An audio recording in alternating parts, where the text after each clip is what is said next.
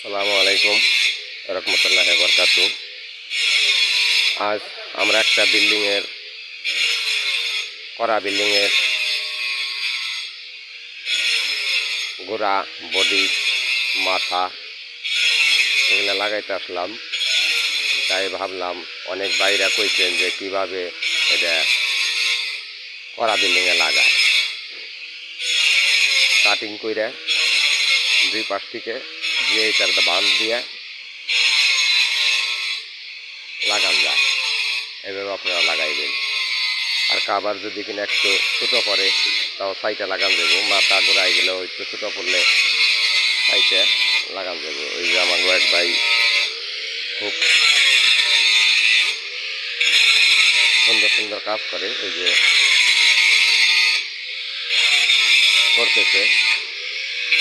অল্প একটু কাবারটা বড় হয়েছে তাই সাইটে লাগাইতেছে।